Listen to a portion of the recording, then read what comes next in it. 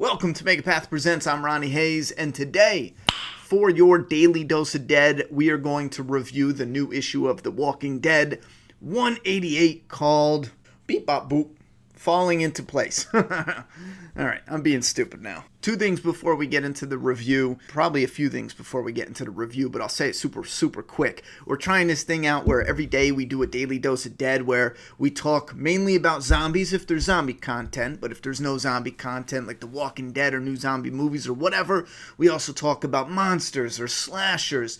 Just at least to touch base daily on something going on. So, just in case you're new, now check back daily or subscribe or whatever if you want to join the community and chit chat about that type of stuff. Another thing, we are hopefully going to announce the winner of the Walking Dead issue 150 variant. All you got to do is leave a comment down below. We're doing random comments and we're going to be doing announcements. We have 2 copies of 150 and the Train to Busan DVD that we're shipping out as a giveaway soon. I'll be announcing those coming up. And then last, we're hard at work at shipping out my comic Doomsday Kingdom. If anyone wants to start putting in some new orders, go to doomsdaykingdom.com. We're getting everything shipped out. Here's a couple images from people receiving their stock. If you're new to Doomsday Kingdom altogether, it is a zombie comic, and we have fulfilled almost 2,000 orders in total as of the end of 2017 to current day. The only thing I ask is just have patience. It is only a 2-man team. We got me in the US and then the artist in the UK. That is it, and we're doing our best with it. So if you want to support new, independent, up-and-coming comic creators, then check out doomsdaykingdom.com. You don't even have to get it off our website or get a physical copy. If you just want to read our story digitally, you can even go to Comixology. Speaking of which, that's actually how I read the most recent issue of The Walking Dead. My daughter's still sick. She's got a bad cold, so I couldn't make it out to the comic shop, so I checked out The Walking Dead on Comixology app. I love the guided viewing where it shows panel to panel. So with that being said, and a nice segue into the issue, let's dive straight in. I liked it a lot more than I thought I would.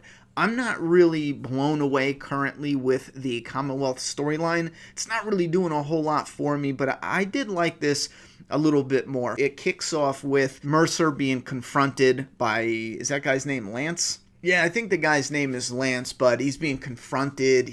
Mercer thinks the soldiers are all going to back him, and they don't. So he ends up getting locked up.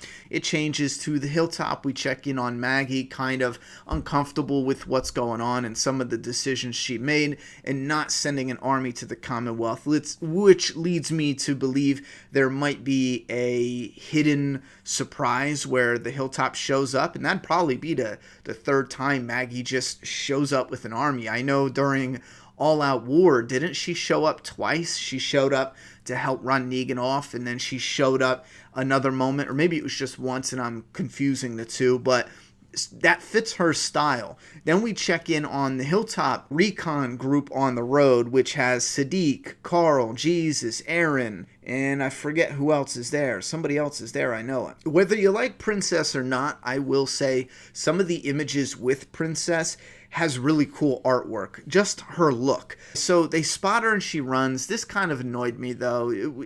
She could have just said anything like, yeah guys, I'm out, peace out.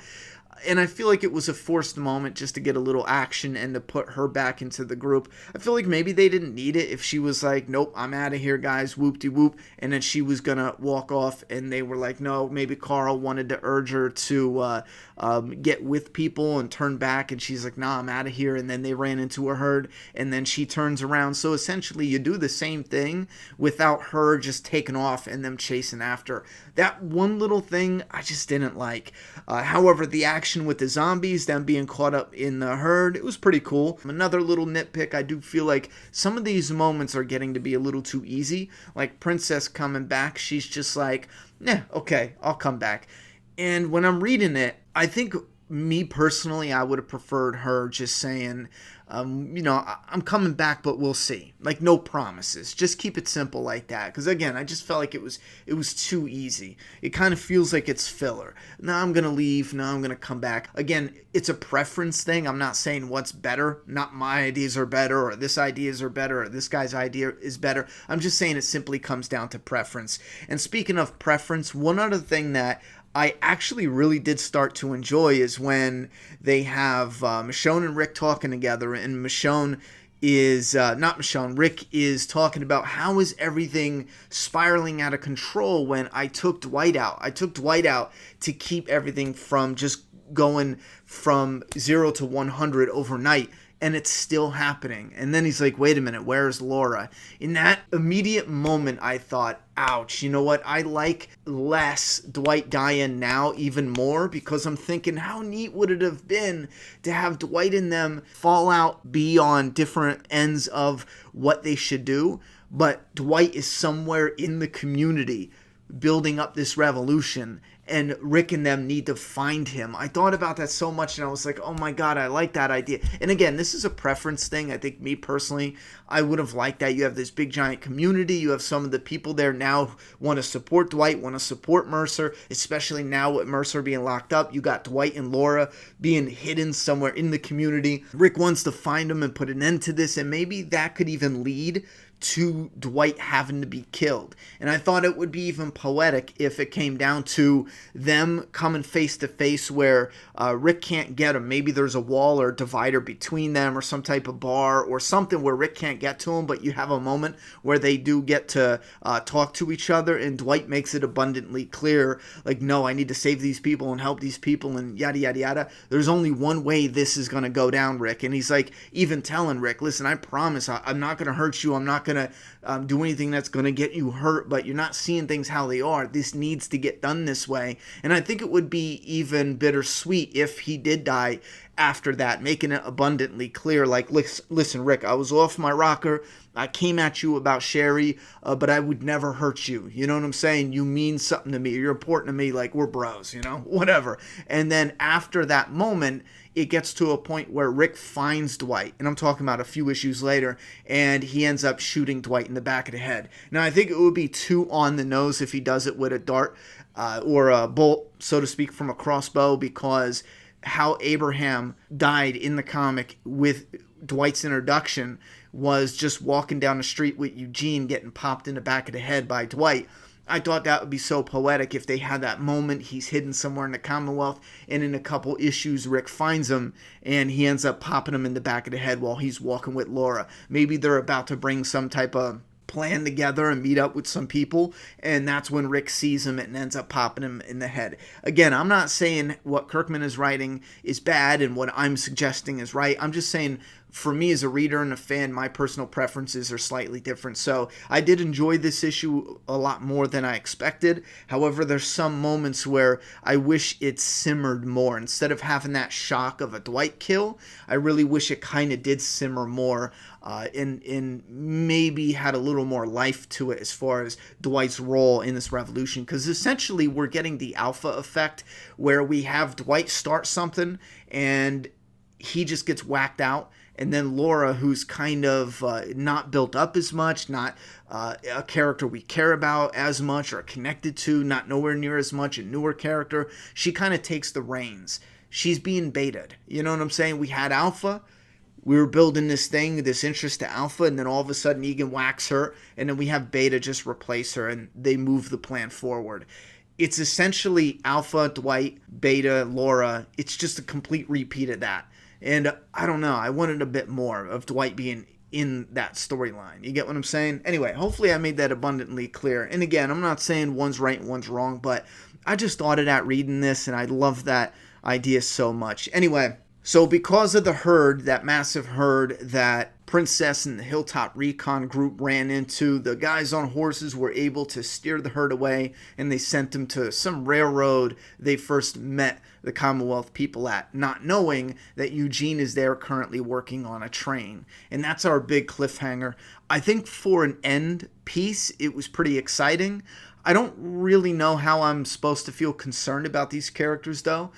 Most likely a herd that size, they're going to hear that herd. And I think it would be exciting if they pause for a moment, stop for a moment, you have the herd behind them. And I know in a comic you can't make that sound. Like on the show, it can sound like an ocean of moans and the dead. You know what I mean? I love that idea so much. I think someone focusing on the visuals in a zombie movie or show, I don't think it's been done to the fullest extent, but one day when it ends up happening, I think for zombie fans, it's just going to be an incredible experience overall. Imagine just taking a moment, sitting there and thinking about what exactly every experience would feel like. And I'm talking about every sense, your smell, your sound, your sight, your the vibrations, everything you feel. Bring that to the screen or something. Oh man, one day someone's gonna do something that's just gonna simmer us in the atmosphere of what it would feel like to be in a post-apocalyptic zombie-filled world, and it's going to be the bomb. But anyway,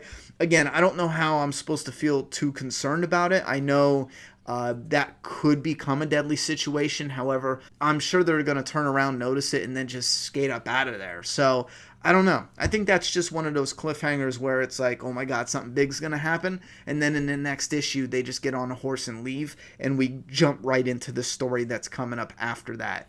And it's not going to be much of anything, you know. However, it could be something as far as delaying the plans to fix the railroad. I don't know. I kind of feel like they started that part of the story, so they got to continue it. What would be the point of working on the railroad just for some zombies to roll through there and then destroy everything and they don't get it up and running again? And I do feel like that would add a little something to what's going on in the world of The Walking Dead as far as being stationary at our communities. This could help open up the world some, and in a coming video I think we might discuss what this could possibly mean for the show, because the show is doing a lot more expanding, and if you look at the Commonwealth and the different potential that can be had from that, I think there's something they could really do to expand the TV show even greater once we get to the Commonwealth. But that's issue 188. Definitely leave your thoughts and opinions in that comment box.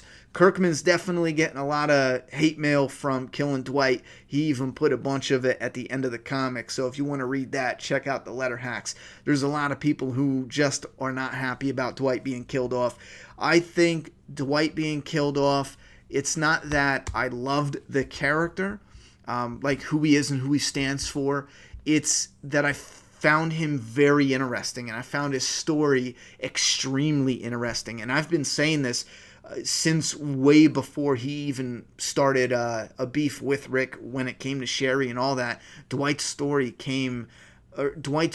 grew to be incredibly interesting. And it was a big shock, him just being clapped like that. And I'm not sure now, after the fact, if that was 100% the right thing to do story-wise. I think maybe having him involved with the revolt a little bit more and then have his story come to an end, I don't know. I think for me as a reader, I think that might have been a little more enjoyable. But you leave your thoughts and opinions down in that comment box for sure. Oh, and also I just want to throw in here one pro that I skipped.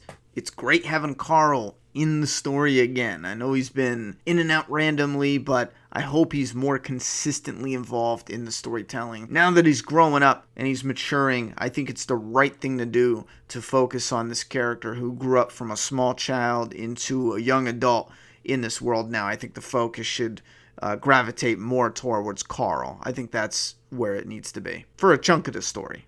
Thoughts? And don't forget to return next month for The Walking Dead 189, Lines Are Drawn. I'm done talking. It's your turn.